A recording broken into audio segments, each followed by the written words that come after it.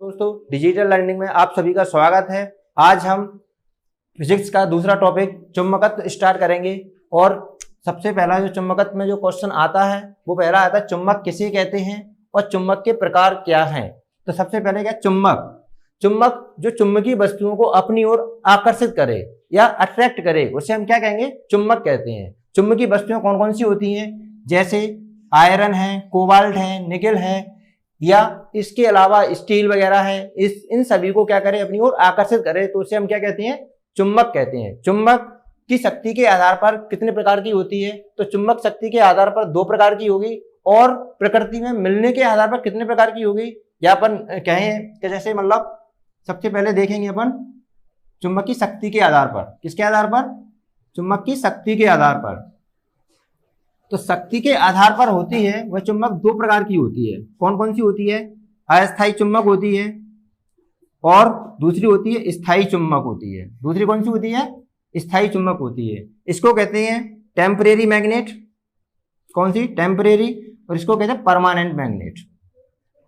Permanent magnet, ठीक है। अस्थायी चुंबक कैसे कहेंगे? जिसकी चुंबकीय शक्ति कम समय के लिए रहे। कितने समय के लिए रहे? कम समय के लिए रहे, उसे हम क्या कहते हैं? अस्थायी चुंबक कहते हैं। और ये हमेशा नरम लोहे के बनाए जाते हैं। कौन से लोहे के बनाए जाएंगे? नरम लोहे के बनाए जाते हैं, ठीक है।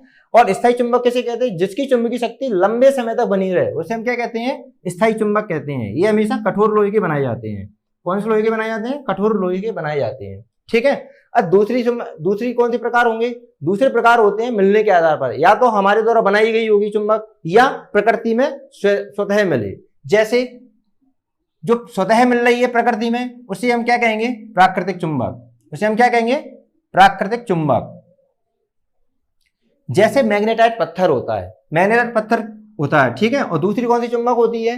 दूसरी होती है कृत्रिम चुंबक, जो किसके द्वारा बनाई जाती है? मनुष्य के द्वारा बनाई जाती है। किसके द्वारा बनाई जाती है? मनुष्य के द्वारा प्रयोगशाला में अपने अनुसार आकार के अकॉर्डिंग ढाल लिया जाता है। जैसे कृत्रिम, उसे क्या बोलते हैं हम? कृत्रिम चुंबक।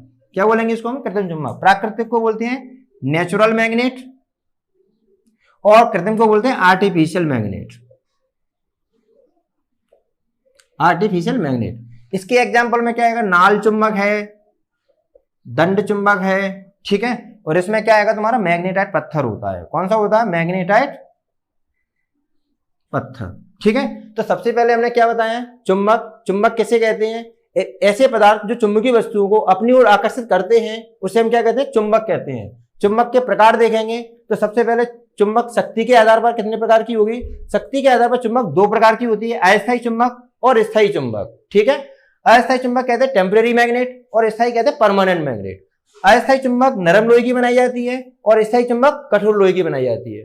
अस्थायी चुंबक का जो चुंबकीय गुण होता है वो कम समय के लिए रहता है, और जो स्थायी चुंबक होती है उसका चुंबकीय गुण होता है वो लंबे समय तक बना रहता है। अब आते हैं अपन मिलने के आधार पर, या मतलब मिल रही है, कहां मिल रही है? प्रकृति में मिल रही है या मनुष्य द्वारा बनाई जा रही है। इसके आधार पर 2 प्रकार की, प्राकृतिक चुंबक और कृत्रिम चुंबक। प्राकृतिक चुंबक हमें कहां मिलती है? प्रकृति में मिलती है। प्रकृति में स्वतः मिलती है, जैसे मैग्नेटाइट पत्थर होता है, ठीक है। दूसरी होती है कृत्रिम चुंबक, जिसे हम क्या कहते हैं? Artificial magnet. ध्यान रखना, ये मनुष्य के द्वारा बनाई जाती है, प्रयोगशाला में बनाई जाती है। जैसे एग्जाम्पल क्या है? नाल चुंबक है, दंड चुंबक है, ये सभी किसके एग्जाम्पल है? कृत्रिम चुंबक के, ठीक है। पहला क्वेश्चन कंप्लीट होता है। अब जो सेकंड क्वेश्चन आता है वो सेकंड क्वेश्चन है, हाँ स्टार्ट करें। दूसरा क्वेश्चन है चुंबक के गुण, ठीक है। प्रॉपर्टीज ऑफ मैग्नेट, मतलब चुंबक के क्या क्या गुण होते हैं। सबसे पहला गुण क्या होगा? नंबर 1, चुंबक चुंबकीय वस्तुओं को अपनी ओर आकर्षित करती है। चुंबक क्या करती है? चुंबकीय वस्तुओं को अपनी ओर क्या करती है? आकर्षित करती है,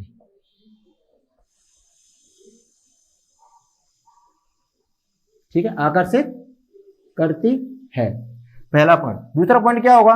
देखो, दूसरा पॉइंट होगा चुंबक को स्वतंत्रता पूर्वक लटकाने पर। जैसे मैंने कहा, चुंबक को स्वतंत्रता पूर्वक लटकाने पर वह हमेशा उत्तर से दक्षिण दिशा में ठहरती है। चुंबक को स्वतंत्रता पूर्वक लटकाने पर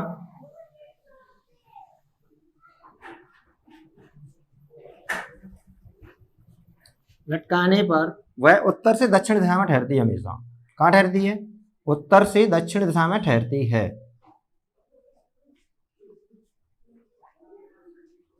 ठीक है, जैसे मैंने चुंबक लटकाई यहाँ पर,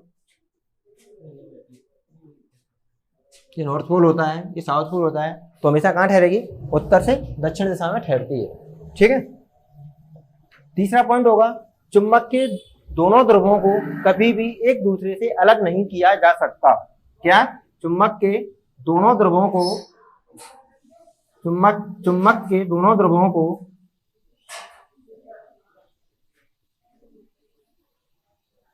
ध्रुवों को एक दूसरे से अलग नहीं किया जा सकता,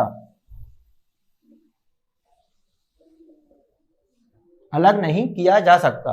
और चुंबक को पटकने पर, पीटने पर, तोड़ने पर चुंबक का चुंबकीय गुण नष्ट हो जाता है। ठीक है, तो क्या होगा अगला, चुंबक को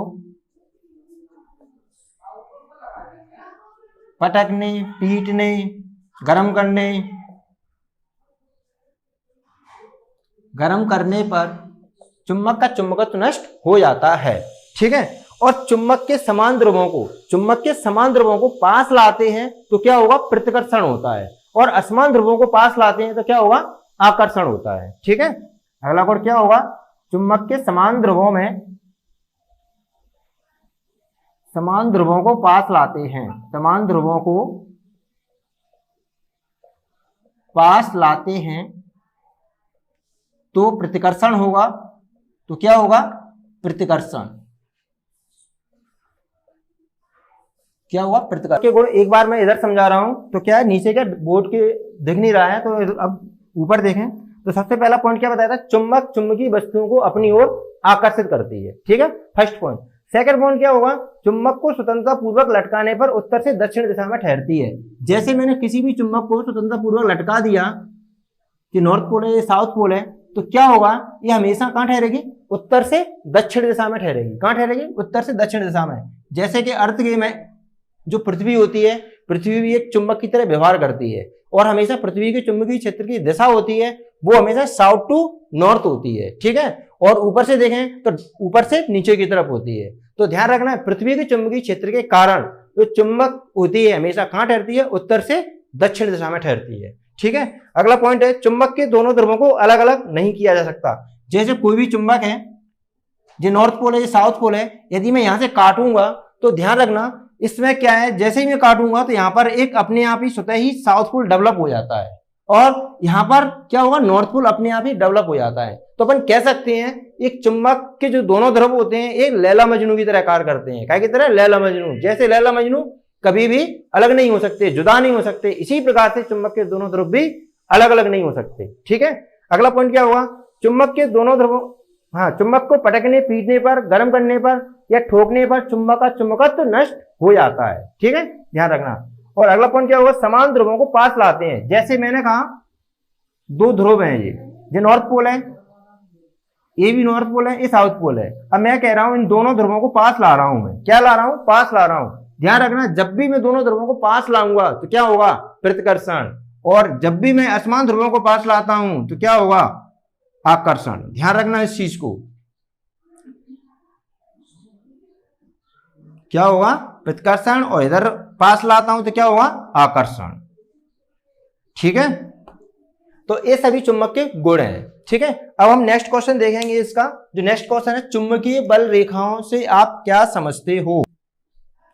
जो नेक्स्ट क्वेश्चन आता है, चुंबकीय बल रेखाएं, चुंबकीय बल रेखाओं से आप क्या समझते हो और इसके गुण लिखो। ठीक है, सबसे पहली बात याद रखो कि जैसे कोई हाइपोथेटिकल पथ है, एक काल्पनिक पथ है। क्या है, काल्पनिक पथ, और इस काल्पनिक पथ पर एकांक उत्तरी ध्रुव क्या करे, एकांक उत्तरी ध्रुव। ध्यान रखना, कौन सा ध्रुव, एकांक उत्तरी ध्रुव क्या करे, अपन कह सकते हैं कि वह काल्पनिक वक्र जिस पर एकांक उत्तरी ध्रुव गमन करता है उससे हम क्या कहते हैं, चुंबकीय बल रेखाएं कहते हैं। तो अपन कह सकते हैं वह काल्पनिक वक्र जिस पर एकांक उत्तरी ध्रुव क्या करे, गमन करे या चले, उसे हम क्या कहते हैं, चुंबकीय बल रेखाएं कहते हैं। ठीक है, तो चुंबकीय बल रेखाओं की परिभाषा सबसे पहले, उसके बाद आते हैं चुंबकीय बल रेखाओं के गुण क्या होते हैं। तो सबसे पहला गुण होता है चुंबकीय बल रेखाओं के गुण। नंबर 1, चुंबकीय बल रेखाएं हमेशा उत्तरी ध्रुव से निकलती हैं और दक्षिणी ध्रुव में प्रवेश करती हैं। पहला गुण क्या होगा, उत्तरी ध्रुव से निकलती हैं उत्तरी ध्रुव से निकलती हैं और दक्षिणी ध्रुव में क्या करती हैं, प्रवेश करती हैं।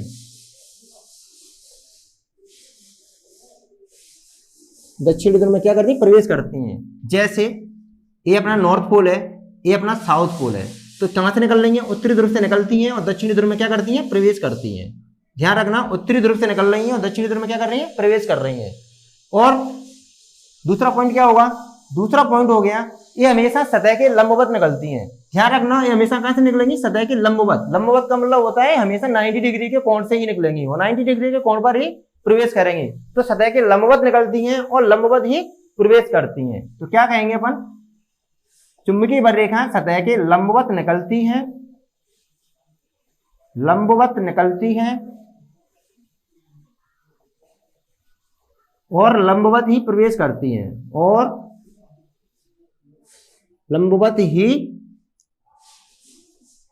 प्रवेश करती हैं। ठीक है, ये देखो जरा, यहां पर कितना एंगल बन रहा है, 90 डिग्री का। तो यहां पर क्या होगा, 90 डिग्री से प्रवेश कर रही है और 90 डिग्री से ही निकल रही है बाहर। ठीक है, अब चुंबकीय बल रेखाएं, दूसरा क्या होगा, चुंबकीय बल रेखाएं हमेशा बंद वक्र का निर्माण करती हैं। कौन से वक्र का निर्माण करती हैं, चुंबकीय बल रेखा हमेशा बंद वक्र का निर्माण करती हैं, बंद वक्र का निर्माण करती हैं।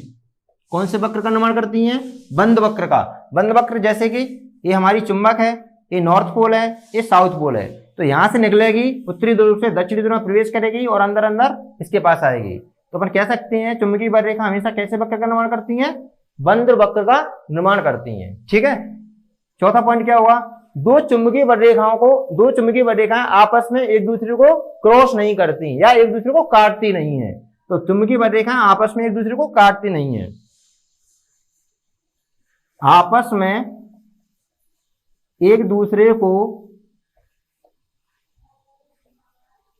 काटती नहीं है। ठीक है, अब जो काटती नहीं है इसका मतलब क्या होगा, जैसे मान के चलो चुंबक है, ये नॉर्थ पोल है, साउथ पोल है, चुंबकीय बल रेखा यहां से निकल रही है, ऐसे जा रही है, अंदर प्रवेश कर रही है। कभी तुमने ऐसा नहीं, कभी तुम ये नहीं देख सकते कि कोई चुंबकीय बल रेखा यहां से आ रही है और ऐसे प्रवेश कर जाए, कभी नहीं होता ऐसा। तो कहने का मतलब क्या है, ये काटती नहीं है, ये मेथड गलत है। यहां से आएगी तो सीधी ऐसे जाएगी और ऐसे ही प्रवेश करेगी। ठीक है, तो हमेशा क्या होगा, कट नहीं करेंगे। और जहां पर अगला पॉइंट क्या होगा, जहां पर चुंबकीय बल रेखा पास पास होती हैं, जहां पर चुंबकीय बल रेखा पास पास होती हैं वहां पर चुंबकीय क्षेत्र का मान अधिक, और जहां पर दूर दूर होती है वहां पर कम होता है। तो मैं कह सकता हूं ये कोई, जहां पास पास होती हैं चुंबकीय बल रेखाएं, जहां पास पास होती हैं वहां पर चुंबकीय क्षेत्र मान अधिक, वहां पर चुंबकीय क्षेत्र का मान अधिक, और दूर दूर होंगी वहां पर क्या होगा, दूर दूर होने पर कम होता है। ठीक है, तो सबसे पहला मैंने क्या बताया, चुंबकीय बल रेखाओं के गुण, उत्तरी ध्रुव से निकलती हैं, दक्षिणी ध्रुव में प्रवेश करती हैं। ठीक है, तो उत्तरी ध्रुव से निकल रही हैं और दक्षिणी ध्रुव में प्रवेश कर रही हैं। दूसरा पॉइंट मैंने क्या बताया, सतह के लंबवत निकलती हैं और सतह के लंबवत ही प्रवेश करती हैं। तो ये देखो जरा, सतह के लंबवत निकल रही हैं और सतह के लंबवत ही प्रवेश कर रही हैं। अगला पॉइंट क्या बताया, बंद वक्र का निर्माण करती हैं। तो ध्यान रखना, देखो जरा, ये चुंबकीय बल रेखा कहां से निकल रही है, नॉर्थ पोल से निकल रही है, साउथ पोल में प्रवेश कर रही है और अंदर ही अंदर यहां से इधर की तरफ चल रही है। तो ये कैसा वक्र हो गया, बंद वक्र हो गया। फिर आपस में एक दूसरे को काटती नहीं है, चुंबकीय बल रेखा आपस में क्या नहीं करेंगे, एक दूसरे को काटेंगे नहीं कभी। ठीक है, और अगला क्या होगा, जहां पर चुंबकीय बल रेखा पास पास होती है वहां पर चुंबकीय क्षेत्र का मान अधिक, और जहां पर दूर दूर होती है वहां पर क्या होता है, कम होता है। ठीक है, अब नेक्स्ट क्वेश्चन देखेंगे इसका। हाँ, जो नेक्स्ट क्वेश्चन है वो है चुंबकीय क्षेत्र। ठीक है, मैग्नेटिक फोर्स। तो अपन क्या कह सकते हैं, चुंबक के चारों ओर का वह क्षेत्र जहां तक उसके प्रभाव का अनुभव किया जाता है, जहां तक उसके प्रभाव का अनुभव किया जाता है चुंबकीय क्षेत्र कहलाता है। जैसे मैंने कह दिया चुंबक, ये कोई चुंबक है, क्या है अपने पास, चुंबक है, ये नॉर्थ पोल है, ये साउथ पोल है, तो इस चुंबक के चारों ओर का क्षेत्र होगा, क्या होगा, ये चारों ओर की बाउंड्री होगी, इसके चारों ओर के क्षेत्र, मैं क्या कहूंगा कि चुंबक के चारों ओर का वह क्षेत्र जहां तक उसके प्रभाव का अनुभव किया जाता है उसे हम क्या कहते हैं, चुंबकीय क्षेत्र कहते हैं। और याद रखना, इसको हमेशा हम कैसे दर्शाते हैं, कैपिटल बी से दर्शाते हैं। कैसे दर्शाते हैं, बी से। तो चुंबकीय क्षेत्र बी बराबर क्या होगा, बी बराबर एफ बटे एम। ध्यान रखना, ये चुंबकीय क्षेत्र इस पर तीर का निशान सदिश राशि है, इसलिए क्या कहेंगे अपन, चुंबकीय क्षेत्र। ठीक है, अब हम नेक्स्ट क्वेश्चन देखेंगे। अगला जो क्वेश्चन है, चुंबकत्व संबंधी कूलाम का व्युत्क्रम वर्ग नियम। ठीक है, तो इस नियम को किसने दिया था, कूलाम ने दिया था। कूलाम ने बताया था कि चुंबक के दोनों ध्रुवों के मध्य लगने वाला आकर्षण या प्रतिकर्षण बल, कौन सा बल, आकर्षण या प्रतिकर्षण बल, उनके ध्रुव सामर्थ्य के गुणनफल के समानुपाती एवं उनके बीच की दूरी के वर्ग के व्युत्क्रमानुपाती होता है। जैसे ध्रुव सामर्थ्य जे M1 और जे M2 कितनी दूरी पर रखे हैं, R दूरी पर रखे हैं। कितनी दूरी पर रखे हैं, R दूरी पर। तो जो बल होगा उनका तो क्या होगा, F1 समानुपाती M1 इंटू M2, समीकरण नंबर 1। ठीक है, और दूसरा क्या होगा, F2 समानुपाती क्या होगा, 1/r²। ये समीकरण नंबर 2 हो गया। ठीक है, समीकरण 1 व 2 को जब हम मिलाएंगे समीकरण 1 व 2 से, तो क्या होगा, जो F होगा, F समानुपाती क्या होगा, M1 into M2 divide by r²। और जब भी मैं समानुपाती स्थिरांक को हटाता हूं, ध्यान रखना इस पर एक समानुपाती स्थिरांक आएगा, वो क्या आएगा, 1/μ into M1 into M2 divide by r²। ठीक है, तो इसी को हम क्या कहते हैं, कूलाम संबंधी, चुंबकत्व संबंधी कूलाम का व्युत्क्रम वर्ग नियम कहते हैं। ठीक है, इसी को हम क्या कहते हैं। तो सबसे पहले क्या होगा, मैंने क्या बताया कि दो ध्रुव सामर्थ्य M1 और M2 कितनी दूरी पर रखे हैं, स्मॉल r दूरी पर रखे हैं। ठीक है, तो मैंने क्या बताया कि ध्रुव सामर्थ्य के मध्य लगने वाला आकर्षण या प्रतिकर्षण बल क्या होगा, ध्रुव सामर्थ्य के गुणनफल, देखो गुणनफल है ये। ठीक है, गुणनफल के क्या है, समानुपाती है। ठीक है, दूसरा मैंने क्या बताया, उनके बीच की दूरी स्मॉल r है, उसके वर्ग के, देखो वर्ग है, वर्ग के क्या हो रहा है, व्युत्क्रमानुपाती, क्या हो रहा है, व्युत्क्रमानुपाती होता है। इसी को हम क्या कहते हैं, चुंबकत्व संबंधी कूलाम का नियम कहते हैं। ध्यान रखना, ये इक्वेशन फर्स्ट बनती है, इक्वेशन सेकंड बनती है, दोनों इक्वेशनों को हम मिला देते हैं तो क्या बनता है, F समानुपाती M1 इंटू M2 बटे r², और F बराबर क्या होगा, 1/μ, जहां पर μ एक क्या है, समानुपाती स्थिरांक है, और M1 इंटू M2 बटे r²। इसी को हम क्या कहते हैं, कूलाम संबंधी, चुंबकत्व संबंधी कूलाम का व्युत्क्रम वर्ग नियम कहते हैं। ठीक है, तो चुंबक में हमें सिर्फ इतना ही पढ़ना है, इतने ही क्वेश्चन तुम्हारे 12th के लिए आते हैं। ठीक है, धन्यवाद दोस्तों, फिर मिलते हैं नेक्स्ट टॉपिक के साथ नेक्स्ट वीडियो में।